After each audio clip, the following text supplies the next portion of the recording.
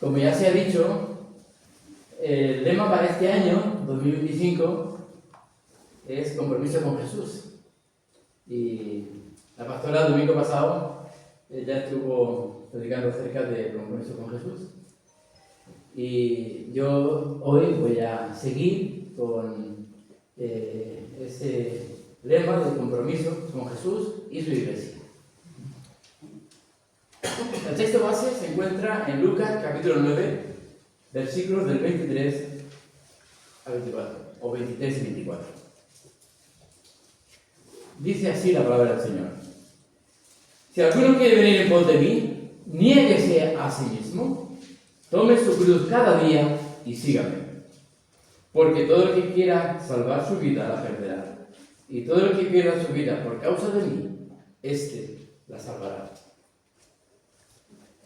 Bueno, pues el llamado de Jesús no es solo una invitación a creer, sino a comprometernos plenamente con Él. No se trata de una decisión superficial. Cuando, por ejemplo, cuando nos casamos de manera voluntaria, contraemos un compromiso de amor para siempre. Y con respecto a Jesús, es lo mismo. Es una entrega total de nuestra vida a su señorío, como Señor y también como Salvador. Ahora bien, ¿qué significa este compromiso y cómo podemos vivirlo día a día? ¿De qué manera? El compromiso requiere negarnos a nosotros mismos. Jesús dice claramente: niéguese a sí mismo. ¿Pero qué significa negarse a uno mismo? Significa renunciar a nuestra voluntad para hacer la voluntad de Dios. Esto implica poner a un lado nuestros propios deseos, ambiciones y planes y dar prioridad a los propósitos del reino de Dios. Digo, dar prioridad, no quitar nuestros deseos y ambiciones y planes. No se trata, pues, efectivamente, de abandonar todo eso, sino de someterlos al Señor para que sean transformados según su voluntad. Dice Santiago en el capítulo 4, capítulo 4, versículo 15, dice: deberíamos decir, si el Señor quiere, viviremos y haremos esto o haremos aquello. Me gustan a mí estas palabras del apóstol Santiago. Y el mismo Jesús nos dio el mayor ejemplo en Getsemaní, cuando, aún sabiendo lo que le iba a pasar, sabéis que lo iban a crucificar, dijo: que no se haga mi voluntad, sino la tuya. Lucas capítulo 22, versículo 42. Y también Jesús dijo, en el pasaje que acabamos de leer: tomar nuestra cruz cada día. La cruz no es simplemente un símbolo de sufrimiento,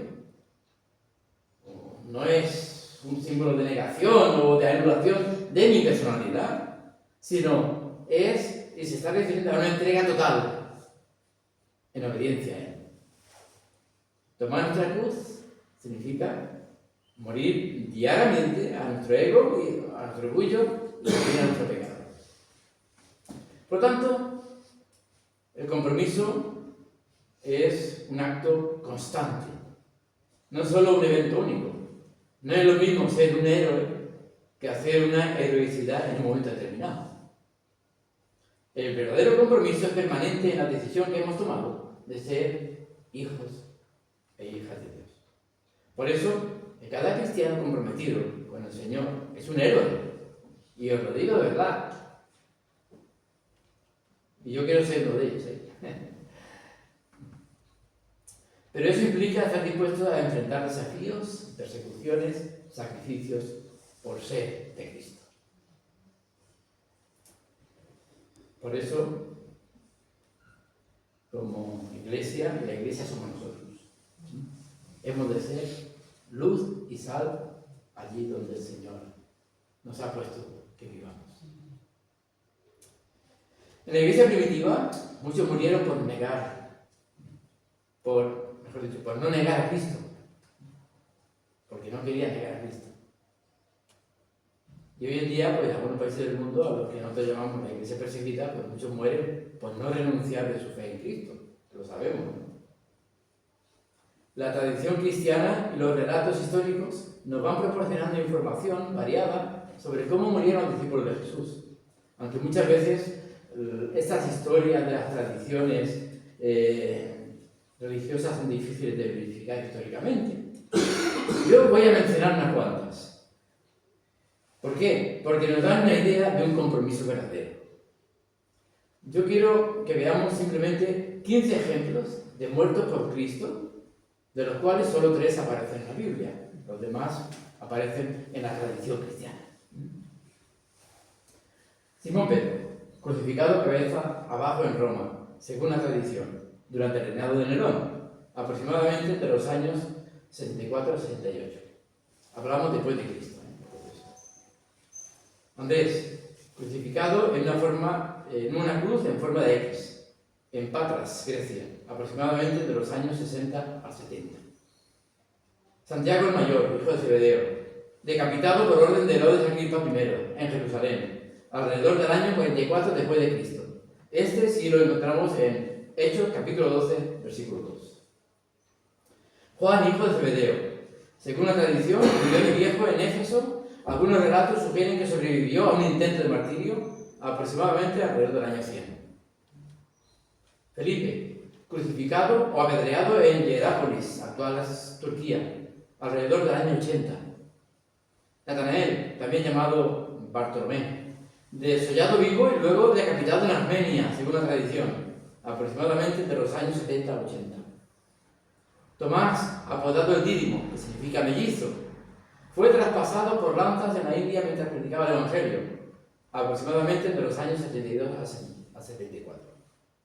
Mateo, anteriormente Leví, fue asesinado por la espada en Etiopía, según algunas tradiciones, aproximadamente entre los años 60 a 70. Santiago el Menor, hijo de Alfeo, arrojado desde el pináculo del templo y luego apedreado en Jerusalén, aproximadamente entre los años 62 a 66. Judas Tadeo, se cree que fue golpeado con un garrote o decapitado en Persia mientras predicaba con Simón el Cananeo, aproximadamente entre los años 65 a 70. Simón el Cananeo, también llamado Simón el Celote, se cree que fue crucificado en Persia aproximadamente en los años 65 a 70. Judas Iscariote, se ahorcó después de traicionar a Jesús, Mateo 27:5. Según Hechos de los Apóstoles 1:18, murió al caer y reventar, aproximadamente por el año 33. Esto sí es relatado en la Biblia. Matías, sustituto de Judas Iscariote, según la tradición, fue muerto por apedreamiento en Judea, aproximadamente entre los años 60 a 70. Y Pablo, apóstol de los gentiles, se cree que fue decapitado en Roma durante la persecución de Nerón, aproximadamente entre los años 64 a 67. Nerón incendió Roma y le echó la culpa a los cristianos, los cuales, los cristianos allí, fueron muertos y perseguidos. Y por último, Lucas escribe en el libro de los Hechos de los Apóstoles, en el capítulo 6, donde vemos que se eligen diáconos, y entre los diáconos se elige a uno llamado Seba. En el capítulo siguiente encontramos su muerte por apedreamiento. Y es curioso que Lucas escribe en el versículo 58 del capítulo 7 que pusieron sus ropas a los pies de un joven llamado Saulo. Aunque estas tradiciones son ampliamente aceptadas en la tradición cristiana, muchas de ellas provienen de textos apócrifos y fuentes secundarias o relatos de la iglesia primitiva y pueden carecer de toda evidencia histórica sólida. Pero nos da una idea. De las 15, yo me quedo con las 3 que encontramos en la Biblia, que ya son suficientes para que nos demos cuenta de lo que implicaba ser un seguidor de Jesús en los inicios del cristianismo. Pero ¿sabéis qué? Que hoy en día sigue habiendo lugares en que los cristianos están siendo perseguidos y muertos. Veamos las estadísticas de este año 2024, que acaba de pasar. En Madrid, el día 15 de enero, semana pasada, 380 millones de cristianos en el mundo enfrentan niveles altos de persecución. Se dice pronto, ¿eh? Esto revela el informe global de la lista mundial de la persecución 2025, presentada el miércoles pasado por Puertas Abiertas, en un acto celebrado en Madrid. Aunque Corea del Norte sigue encabezando desde 2002, con la sola excepción de 2022, en que fue superado por Afganistán, la lista de los 50 países más peligrosos para los cristianos del mundo, en términos globales, son los regímenes autoritarios, los movimientos yihadistas, la mayor y más creciente amenaza para los cristianos, especialmente en Asia Central y África subsahariana. Pues ocurrió en los primeros siglos del cristianismo y está ocurriendo hoy en día también. Ahora reflexionemos en la siguiente pregunta. ¿Estamos dispuestos a cargar con las responsabilidades y los sacrificios que acompañan nuestra fe? ¿Estamos dispuestos a comprometernos con Jesús y con la Iglesia? Muchas veces anhelamos servir a Dios por nuestras propias comodidades. Queremos que nos den participación en la Iglesia, en los cultos, queremos ministerios, pero no queremos pagar el precio de entregar nuestro tiempo, nuestras vidas y nuestra propia voluntad. Como por ejemplo, seguir a Jesús fielmente. Seguir a Jesús no es un acto pasivo, sino una vida activa de obediencia y dependencia de Él. Y ser discípulo de Jesús tiene un compromiso y un significado muy importante. Significa imitar su carácter, caminar con Él y caminar como Él caminó y vivir con propósito. Y Jesús en ningún momento prometió comodidad, pero sí la paz y la seguridad de su presencia constante. En el mundo tendréis aflicción, pero confiad, yo he vencido al mundo. Y estaré con vosotros todos los días, hasta el fin del mundo. Yo tengo un librito que ya tiene unos cuantos años. El librito se llama En sus pasos. ¿Qué haría Jesús? De Charles Sheldon. Creo que ha sido reeditado. Bueno, es un librito de 23 páginas. El autor se plantea cuál sería la reacción de Jesús enfrentado a los dilemas morales y problemas sociales propios de la época, y retando a los creyentes a tomar el compromiso de formularse esa misma pregunta. Pregunta crucial para todo cristiano, antes de adoptar cualquier decisión en la vida diaria. Entonces, para nosotros hoy en día, este planteamiento de vivir y hacer las cosas como las haría Jesús es todo un desafío, es todo un reto. Tal y como el mismo Jesús nos dijo en el texto base de Lucas, que acabamos de leer antes, ¿no? Cada uno tome su cruz y sígame. Jesús promete que quien pierde su vida por Él la encontrará. Y aunque el costo del discipulado puede parecer alto, las bendiciones son eternas. Y aunque nuestra vida no corre peligro, por lo menos aquí donde vivimos, en el sentido de persecución por Cristo y lo que ya hemos estado diciendo, la promesa bíblica del Señor es verdadera y se cumple. Buscad primeramente el reino de Dios y su justicia, y todas estas cosas os serán añadidas. Y para eso necesitamos ser discípulos de Jesús. Y ser un discípulo significa ser un aprendiz o seguidor comprometido con las enseñanzas, principios y ejemplos de un maestro o guía. En términos generales, ser discípulo implica un aprendizaje. Un discípulo busca adquirir conocimientos, compromiso personal con los ideales o metas del maestro que le está enseñando. Imitación. En muchos casos, el discípulo trata de imitar el carácter, la conducta o el estilo de vida de su maestro. En Antigua Grecia, una de las formas de enseñar era que el discípulo seguía los pasos del maestro. Y el maestro iba por el jardín caminando y los discípulos estaban detrás, escuchando las enseñanzas del maestro. También significa transformación. Y ser discípulo implica eso, una transformación personal, ya que busca aplicar lo aprendido en la vida de cada día, la vida diaria. Y en nuestro contexto, ser discípulo significa seguir a Jesús, vivir según sus enseñanzas y compartir su mensaje con otras personas. Es una relación de aprendizaje, obediencia, fidelidad y dedicación continua. Ese es nuestro compromiso.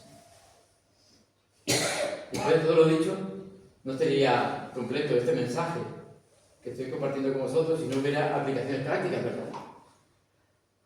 Por ejemplo, evalúa tu compromiso. ¿Hay áreas de tu vida que aún no has rendido a Jesús? Ora por fortaleza en tu vida espiritual. Pide al Espíritu Santo que te dé esa fuerza para negarte a ti mismo y tomar tu cruz cada día. Acción diaria. Busca oportunidades para demostrar tu fe a través de actos de obediencia y de amor. Porque seguir a Jesús requiere un compromiso radical. Pero ese es el camino a la verdadera vida. Él nos llama a negarnos a nosotros mismos, tomar nuestra cruz y seguirlo. Lo acabamos de leer. Aunque el costo es alto, las bendiciones son invaluables. Y hoy en día es tiempo todavía que podamos renovar nuestro compromiso con Cristo y caminar en completa fidelidad. Vale. La pregunta es, ¿estás dispuesto o estás dispuesta a rendir tu vida completamente a Jesús?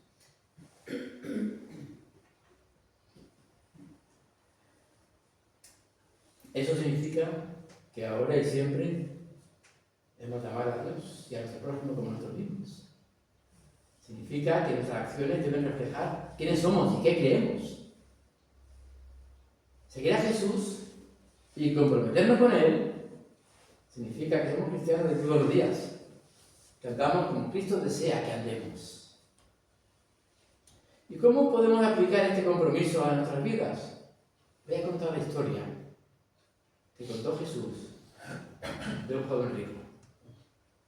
Mateo 19, versículos del 16 al 30.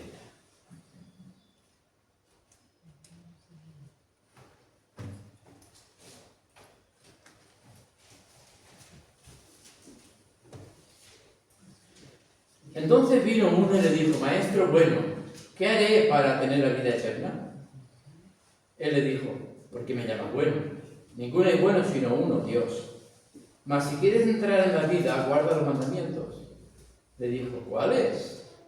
Y Jesús dijo, no matarás, no adulterarás, no hurtarás, no dirás falso testimonio.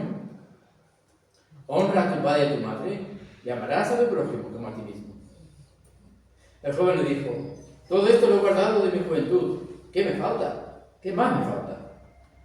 Jesús le dijo, si quieres ser perfecto, anda, vende lo que tienes y dalo a los pobres, y tendrás tesoro en el cielo, y ven y sígueme.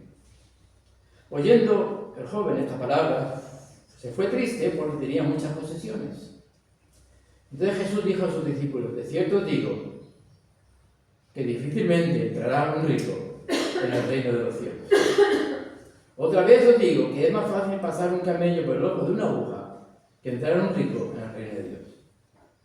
Sus discípulos, oyendo esto, se asombraron en gran manera diciendo, ¿quién pues podrá ser salvo? Y mirándolo Jesús les dijo, para los hombres esto es imposible, mas para Dios todo es posible.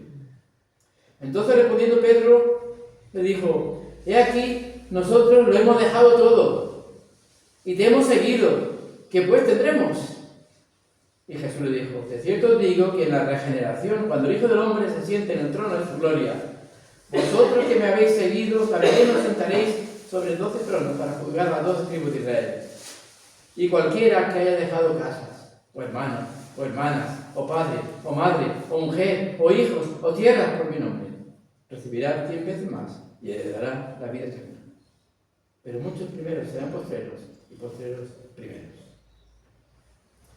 A medida que hemos estado leyendo y oyendo esta historia, hemos podido ver cómo el joven rico decide no seguir a Jesús y no ser salvo. Solo por no entregar sus riquezas, siendo algo material y momentáneo. No tuvo la visión para ver el propósito que Dios tenía para con él. Pero además de este tipo de historias, donde las personas no fueron capaces de pagar el precio para seguir a Jesús, la Biblia también nos muestra un sinnúmero de historias sobre hombres y mujeres conforme al corazón de Dios, que sí estuvieron dispuestos a dar lo que sea por seguir a Jesús y ser fieles a Él. Por eso es que la pregunta es, ¿estás dispuesto tú o dispuesta a tener ese compromiso con Dios en la iglesia? ¿O vas a dejarlo perder por las cuestiones o actividades momentáneas de la vida diaria como joven? Yo quisiera que hoy les diera gracias a Dios por este nuevo año 2025. Este año que ya ha comenzado. Ya estamos por la mitad, poco más de la mitad. ¿Cuánto estáis agradecidos? Porque el Señor hasta aquí os ha cuidado. Yo creo que todo, ¿verdad? Sí. De ahí que todos los inicios de año, tiempo de meditar y reconocer que no solo el año pasado, sino toda nuestra vida, su misericordia nos ha rodeado. Creo que la mayoría hemos visto la mano de Dios por todos lados. No podemos negar que es por su gracia y por su amor, como a veces cantamos. El 2024 quedó atrás, pero la gracia y el amor de Dios no. Sigue ahí. Es cierto que no todo habrá sido color de rosa, ¿verdad? Creo que podemos reconocer que habrá áreas de la vida que todavía no están resueltas, situaciones que todavía están pendientes. Y a veces, de algunas de ellas, quizás nos gustaría culpar a Dios. Pero la verdad es que no podemos. ¿Por qué? ¿Sabes por qué? Porque ¿cuántas de nuestras malas experiencias son resultado de nuestras propias decisiones? Casi todas, ¿verdad? Todo lo que hemos vivido ha sido para que experimentemos las manifestaciones de la misericordia y de la fidelidad de Dios. Dice la Biblia que todas las promesas de Dios son en Cristo, sí, y en Cristo, amén, por medio de nosotros, para la gloria de Dios. 2 Corintios 1:20. Sí y amén. De ahí que es importante renovar nuestro compromiso con Jesús. Allí en el lugar donde el Señor ha querido que tú estés, ahora estás aquí. Y es porque el Señor quiere que estés aquí. No es por coincidencia, no es por casualidad. Porque yo no creo en la causalidad. Yo creo que el Señor hace coincidir las cosas con un propósito para tu vida. Yo lo creo. Por eso es que si el Señor ha querido que estés aquí, aquí puedes desarrollar tus dones. Aquí es donde puedes crecer en el conocimiento y en la gracia de Dios. Aquí es donde puedes alabarle en comunión. Aquí es donde puedes tener una familia en Cristo. Estoy hablando de la iglesia.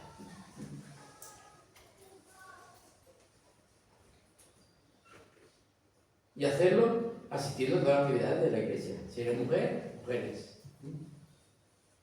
Si eres hombre, de los hombres. Hoy se ha anunciado en la reunión de hombres. También asistiendo a la comunidad para conocer y aprender más acerca de la Biblia, que es la palabra de Dios, en su contexto histórico, doctrinal y relacional con su autor. Cuando aceptas el perdón de Jesús en la cruz, te da el regalo de la vida eterna. Disfruta su perdón y bendiciones en tu vida. Y podemos decir que Dios ha cumplido. Porque es importante que podamos estar ocupados de aquellas cosas que el Señor ha puesto en nuestras manos para poder crecer en el conocimiento y en la gracia de Cristo. No solamente, como ya decía, el hermano que presidía, comunicar, el culto de oración, en el grupo por casa que ya hemos empezado en Aguadulce, a reunirnos los viernes. Nuestra hermana Isabel está aquí con nosotros. Es decir, cuando aceptas el perdón de Jesús en la cruz, te da el regalo de la vida eterna y disfruta su perdón y las bendiciones que te da en la vida. Y podemos decir que Dios ha cumplido. Por eso es, después de todo esto, ¿quién puede decir algo que impida renovar el compromiso que tú tienes con el Señor para este año 2025?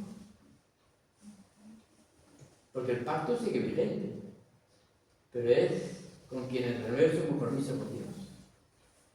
Porque el requisito no es una nueva lista de leyes o reglas, o no hagas esto, no hagas lo otro. No.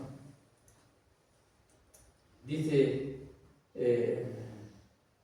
Antiguo Testamento, Josué 24:14, algo que nosotros ya hemos leído muchas veces. Por lo tanto, teme al Señor y sírvelo con todo el corazón. Echa para afuera y para siempre los ídolos y sirve solo al Señor. Temer es respetar y honrar, es ser leal, y eso incluye confianza, amor y adoración. Porque servir es adorar al Señor, es confiar y amar y obedecer con gratitud, con alegría. Y el compromiso del 2025, de este año que hemos empezado, bien puede ser un compromiso con Jesús y con la Iglesia, reflejando en temer, en ese sentido de servir al Señor. Para eso, ¿qué puede hacer? Yo creo que lo mejor que puede hacer es echar fuera toda clase de ídolos que esté en tu corazón. No estoy hablando de ídolos en cuanto a imágenes, sino en cuanto a aquello que está dando prioridad al Señor.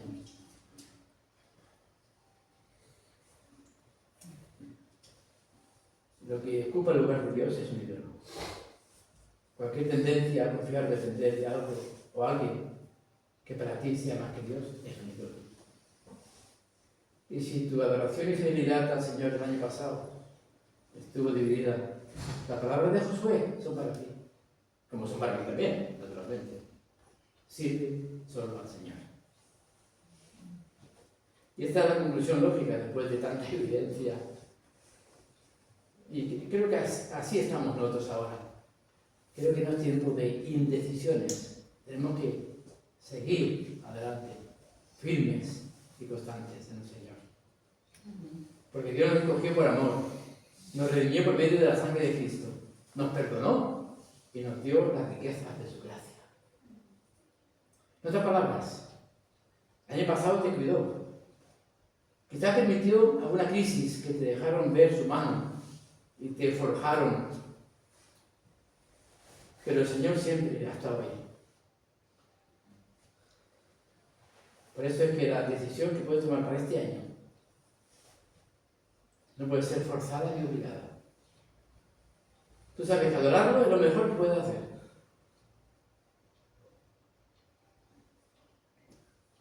Porque Dios te ha guardado, a pesar de los errores o desobediencia que hayamos podido cometer.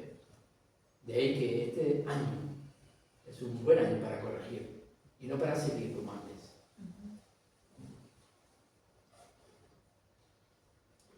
¿Estás listo o lista para tu compromiso? Para entregarle las riendas de tu vida, de tu matrimonio, de tu trabajo, de tu familia, de tu tiempo, de tus dones, de todo.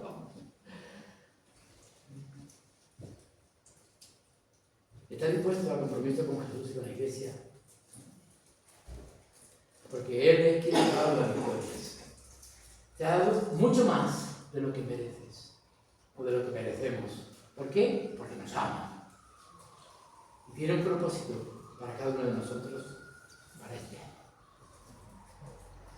Y al comprometernos con el Dios de las promesas, sabremos, y lo sabrás, que su gracia y su fuerza te van a guiar para vivir la vida de fe cada día de este año 2025. Estoy seguro. Si pones toda tu fe y esperanza en Él y te comprometes con Él y con la obra de Él.